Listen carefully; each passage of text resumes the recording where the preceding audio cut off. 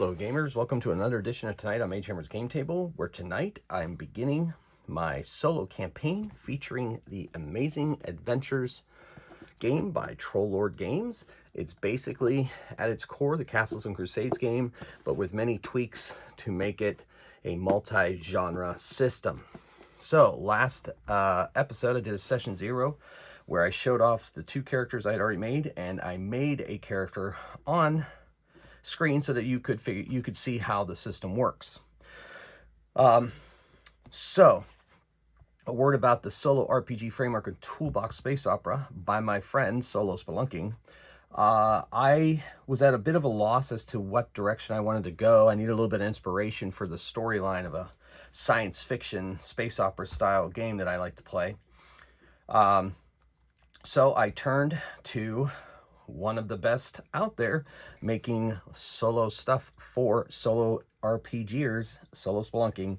And so I used his solo RPG framework and toolbox space opera. Now, originally my plan was going to be, I was just going to on screen like create the game as it went, but that's just not my style. I like to have at least like a destination at the end where the story may end up going if things go, the dice go or whatever. So what I did discover though is as I started, I tried to do a practice session, and as I started rolling dice, I'm like, oh, well, this really works. I know he designed it to be run while you're at the table, but it actually works really well for generating a scenario. So that's what I did. I used many of the tables in here to create a scenario that you're going to start seeing play out over this episode or next episode.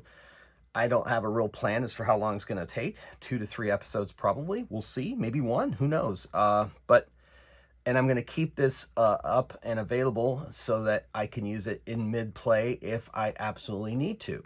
Not all of the encounters are been spelled out. It's obviously just a loose scenario in which my characters are going to engage. And that's that. Okay, so I wanted to put that out there that this excellent product can be used for scenario generation in addition to using as a framework for a solo session right there real time at the table. Okay, so we'll set that off to the side in case I need it. And I will set my rulebook aside. I may end up needing that as well. And so I'm going to introduce you to the characters in case you did not watch my session 0. This is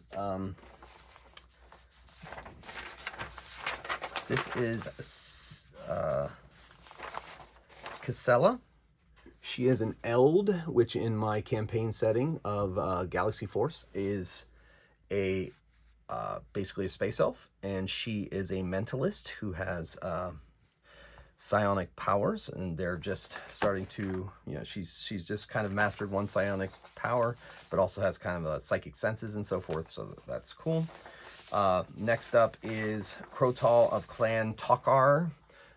He is a Lotharian. Lotharians are a race in my, or kindred, I guess I call them, a kindred in my upcoming science fiction game based on my Delves and Dangers engine.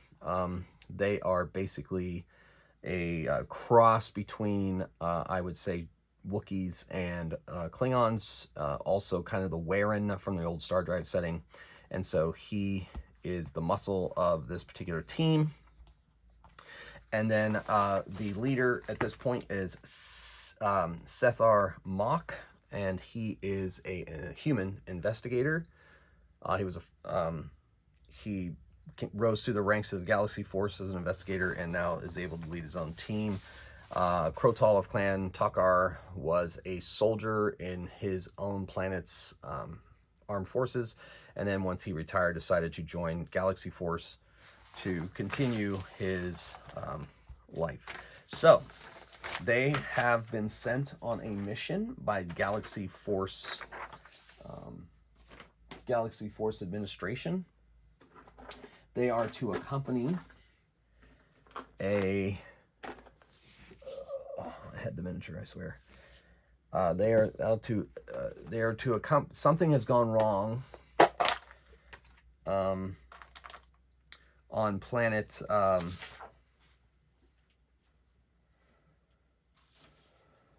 Oh, yeah. Okay, I'm there, dude. I got this. Yes, yes, yes. So they're heading towards.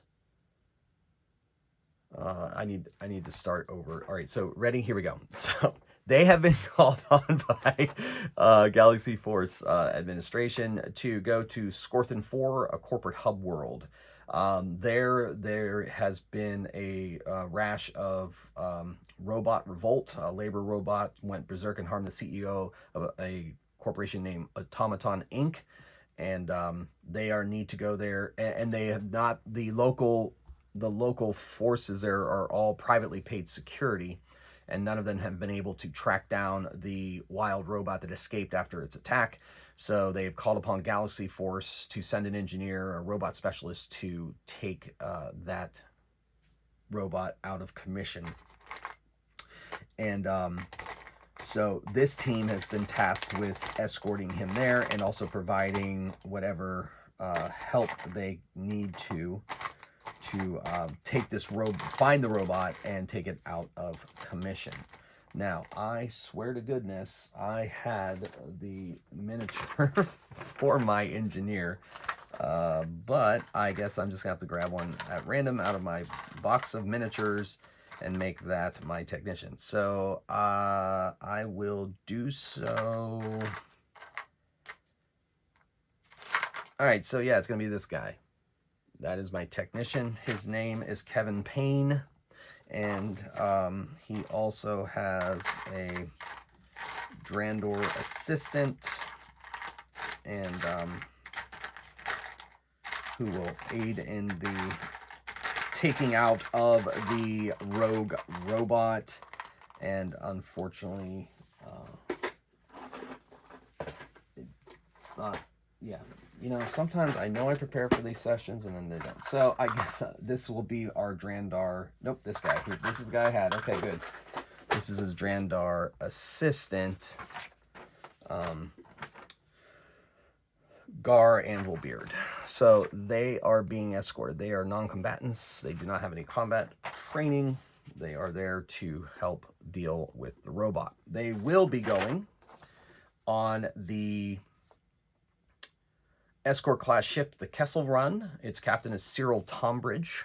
And so since they are Galaxy Force, they are able to land on the planet with no issues. They use their transponders for the Galaxy Force to land, and they are met with a car that will take them immediately to Automaton Inc. in the city of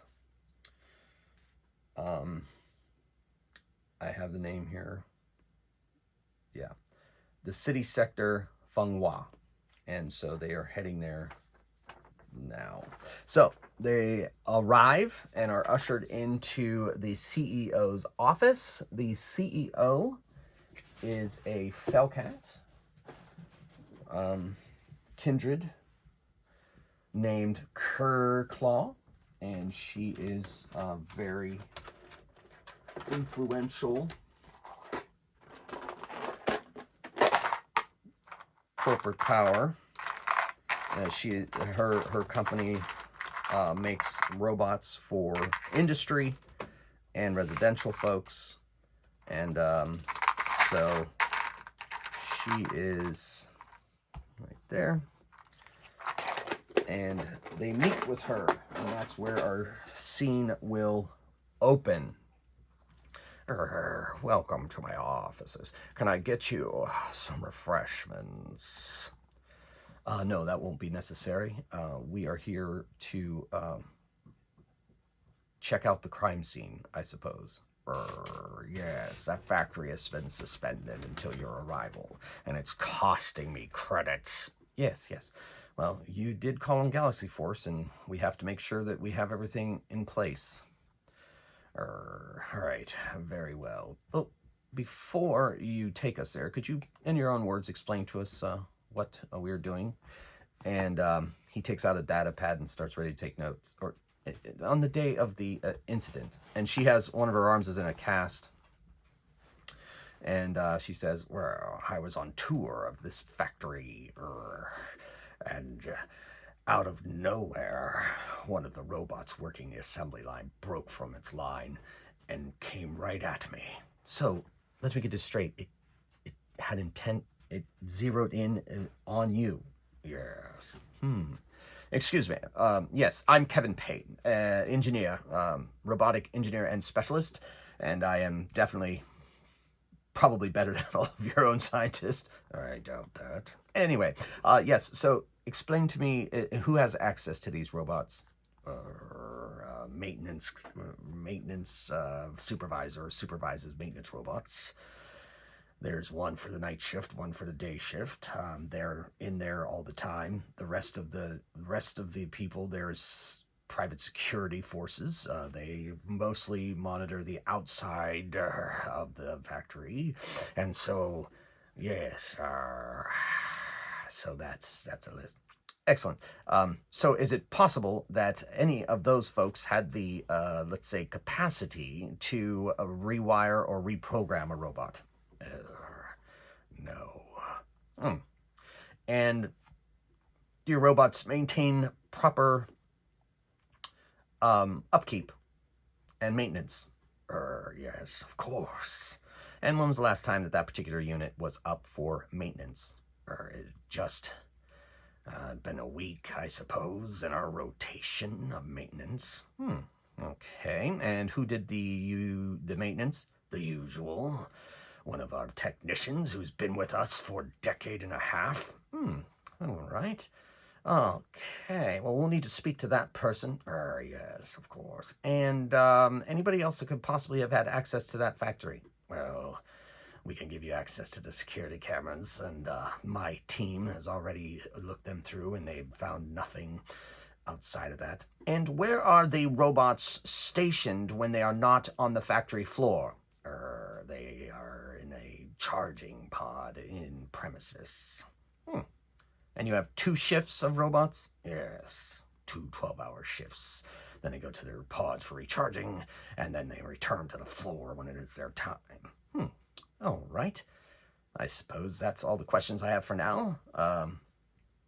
Sir, if you'd like to take over. All right, yes.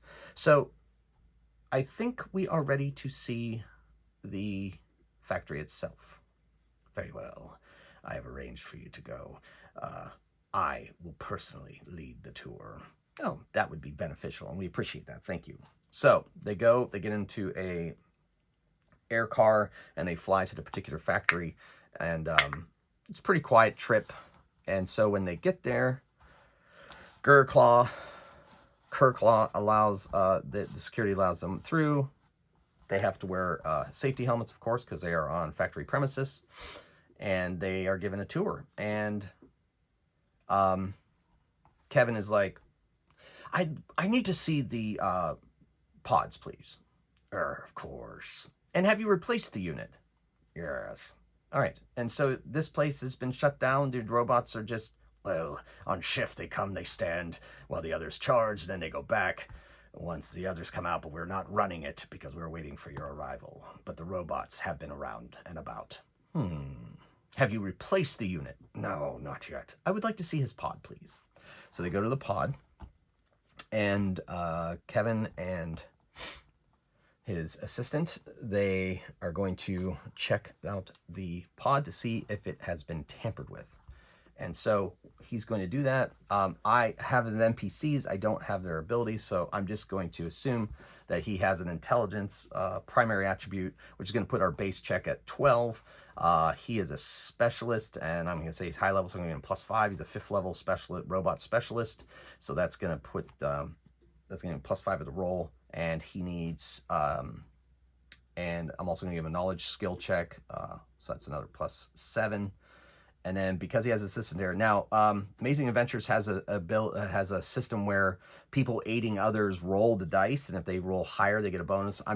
I forego that extra roll, and I just give them a +2 bonus when they're being aided by another. So if we're looking at this, he's got 5 for his level, 2 for a knowledge check, that's 7, +2 for his assistant, that's +9. And the difficulty, because it is basic standard robotic stuff, I'm just gonna put. I was going to make it a 3, 15. So he needs a 15 with +9. And he gets a 14. Okay. Um, yeah, he's gonna use a fate point, or Sethar is gonna allow him to use one of his fate points to add to that roll, and so he will make it.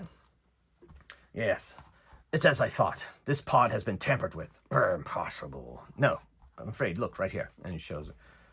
See the status there on the pad? Yes, definitely been tampered with. This is how your robot was my technicians would have seen that. Oh, I'm sorry. You need better technicians.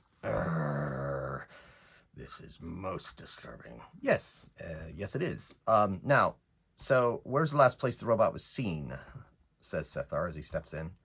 It ran from here and disappeared into the alleys. All right. So, Kevin, you're sure that this has definitely been the place where it was reprogrammed? Absolutely. 100%.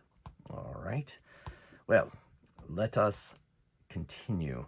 Where was the attack? So she shows him the attack area, pretty much right there on the floor, nothing too much. And which door did he escape from? And she shows him, went out a side door, exit, like an emergency exit, and disappeared into the streets. All right, so we are going to need my associate here. He is going to need to see your Crotal here is going to need to see your footage. Yes, I already have it here. And hands him a data pad, and he takes the data pad and starts reviewing it. Yes, they escaped. And they went to the west and disappeared. What are the odds that we're going to be able to get any security footage from any of the surrounding buildings? All of it is on the data pad.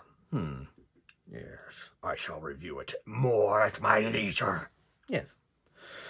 Well, okay. Kevin, are you satisfied? I found the problem, so of course I'm satisfied. Yes, but the big problem is who tampered with it? Did your security team do a forensic sweep? Yes, and there were no record of any forensic evidence that said otherwise, that anyone had tampered with anything in the factory. All was accounted for. So, perhaps an inside job. What do you think, Casella? Quite perhaps. It does seem strange. Not many humans on premises. Yet, yes. So, Gurclaw, do you have any enemies? I'm the CEO of one of the most powerful corporations on Scorton 4, and maybe even in this sector. Of course I have enemies. I see. Any idea who may want to sabotage your factory and your robot to bring such harm to you? No. That's why I've called you. Yes, indeed. I suppose I'm satisfied currently. All right, we are going to go into the streets and conduct our own investigation. Grr. Yes, you may borrow my car for transportation. My driver knows the streets like the back of his hand. Yeah, excellent. And any other questions? I think I'm going to stay here with Carr, and we're going to continue our investigation, sir. And so you can contact us on a communicator if anything comes up. But there's a few more things I want to do. Very well. We will go try to track down a robot. You try to take things from here. Excellent. All right. Thank you, Ms. Kerclaw, for your help and for all of your cooperation. And hopefully we'll have this wrapped up not too long down the road. I certainly hope so. And you, I'm going to have a security team on you to make sure you're not... I am insulted. You may do so, but I will tell you, I am Galaxy Force through and through. Their code of ethics forbids me upon sabotaging anything, and I want the truth just as much as you. Still. Very well. Your home, your rules. All right. Gar, let's get to this. So they go and do their thing. She bids them adieu. They get in a car, and they start flying around the city. And so once they're in the car,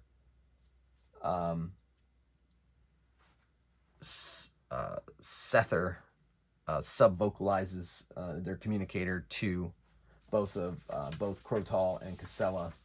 So what do we think? She's not hiding anything, but she is definitely irritating. In what way? She's just so, negative. I'm not surprised someone tried to kill her, I guess is what I'm saying. Very good. Crotal, what do you think? What about her injury? Just from my casual observation, I would say that the breaking of the bone was probably caused by blunt force trauma, yes. I think the attack actually happened, yes. Very well. All right, so we need information on a runaway robot. What do you believe should be our next move, team? Well, not much goes on in any city sector that the underworld doesn't know about. That's a good point. Good point. So, what we need is a place where the underworld hangs out. Driver, we need to go to a bar where criminals hang out. And don't pretend you don't know what I'm talking about. No, of course, sir. Of course. I have just the place. So he drives him, drops him off at a bar. Wait here. Of course. And now this is where I am going to bring into play the solo RPG framework and toolbox. Because he has a underworld or black ops generator, but I'm looking for bar encounters. So we're going to go to page 23. And we're going to generate what we find at this bar.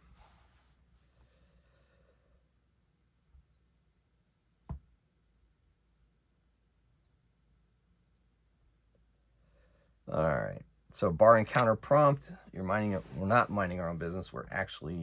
So let's see who the first person they encounter when they enter the bar is. Plus, I also have to, well, you know what? Maybe I should do an urban encounter for the people in the bar. Yeah, let's do that. Plus, I'm also going to need to do underworld. I don't need a job, but I need people. So I'll tell you what, that's what we're going to do. We're going to generate who they first meet in their urban encounter in the bar, and we'll determine whether they are a criminal or not. So we are going to do species is going to be 6. So a variant human. There's not a lot of those in my, I guess there is. Yeah, we'll go cybernetic. So it's cybernetic enhancements. And he is a drug dealer. And yeah, I don't need an activity. I know what they're trying to do. All right, so they walk up to the first person they see sitting alone at a table, but they think they should talk to the bartender first, just in case. So at least we know that person is in there. So Crotal just stands behind Sether, and and of course, Casella's there because she feels people's psychic senses, which is one of her mentalist abilities. Walk up to the bar. So, let's go 3 synthohalls, please. Of course. And the bartender is a rather obese human, and it's cleaning, typical cleaning of the glass. Brings them over 3 drinks as they sit at the bar. Yes, so I was wondering if you could ask me a question. And he slides him a couple credits. We are here investigating the rampaging robot. I'm sure you heard about it. It's been all over the news feeds. Yeah, what about it?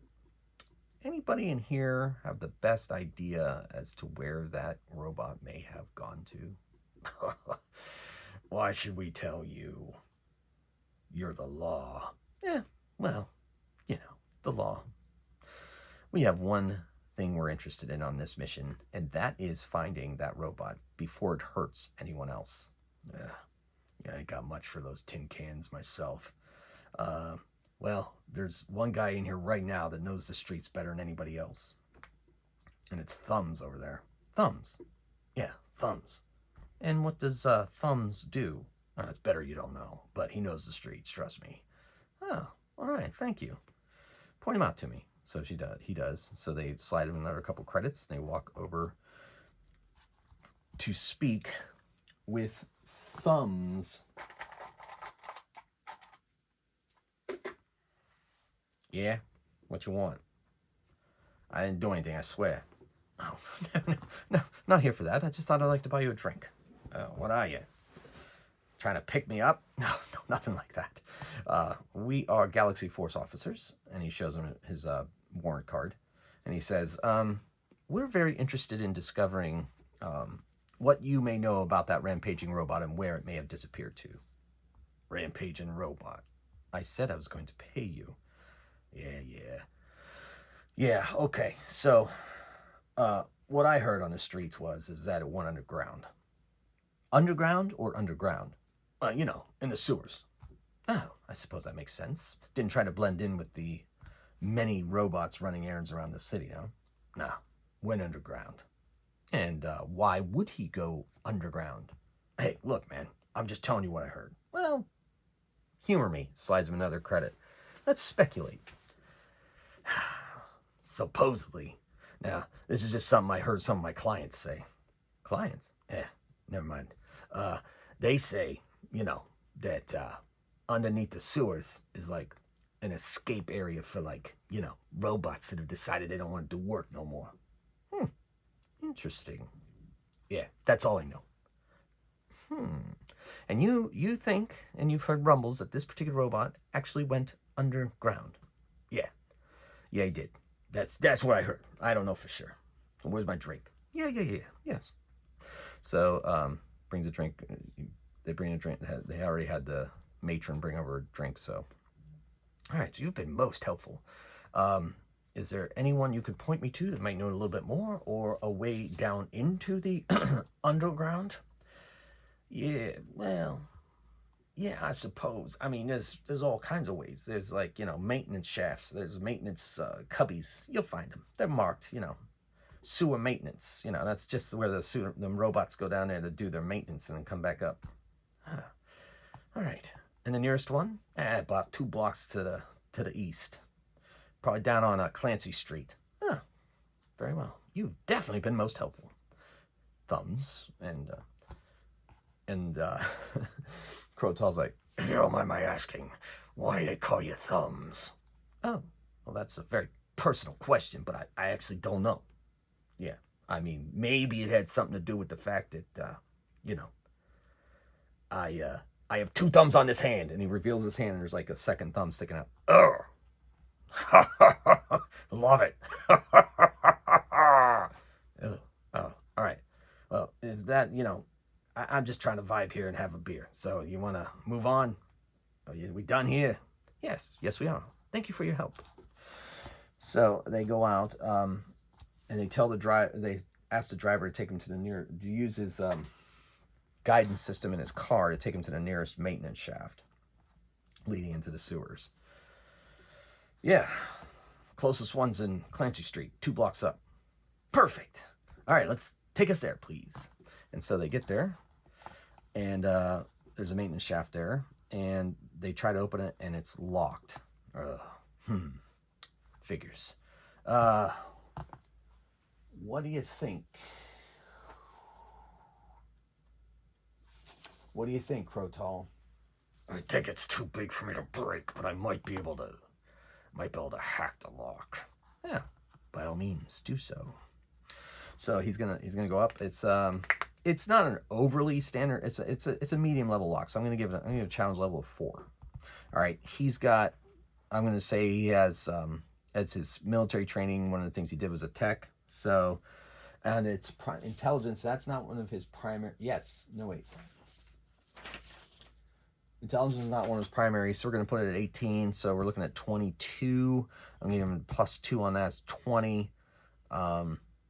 So, and he's going to add his level of 1 to this roll because of military training. So, he needs quite a high roll here. Refresh my memory on fate points because that may come in handy. I think I can just use them to up things. I spent a fate point for... better go to table contents. Using fate points.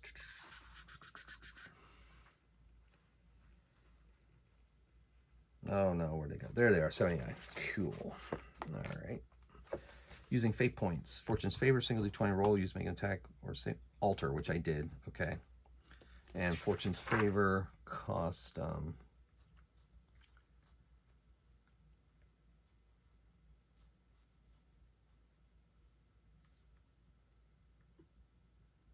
so I should have rolled a d6, but it only had 1 point, so I didn't need to. Yeah. All right.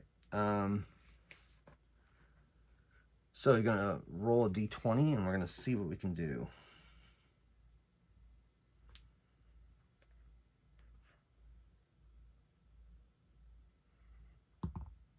Ooh, rolled a 15. So he's a first level character, so he's going to spend 1 fate point to add to the roll. Then he's going to use another fate point, so that's, I'm going to mark those off. Sether used 1. And Crotal has now used 2. Oh. We're up to 17 and he's a 20. Okay, another fate point. Oh, there we go. So they gets it, just barely gets it. Just barely gets it. And he gets the lock undone. I've been better off forcing it with my strength. Yeah. Well, I didn't want to do any damage here. We're guests. We're not guests. We're Galaxy Force. Yeah, you're right. All right. Real quick, Casella, why don't you sweep that area down there and see if you sense anybody? My pleasure. So, psychic senses. We're gonna make it a. We're gonna make this a. Yeah, we'll make it a wisdom check. She gets +2 for a wisdom bonus. We're gonna base it at 12 because it's primary. It's easy. So I'm just gonna make it base. So base 12, and she gets her level +1 plus 3 for her wisdom, so +4, and she gets it easily. And she says, "I sense no one." All right.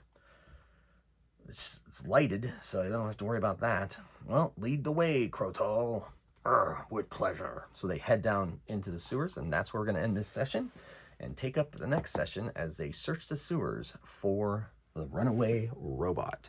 So, thank you so much for watching. Hope you enjoyed that. And come back for the next one. Until next time, keep on rolling dice and playing games. Mage Hammer out.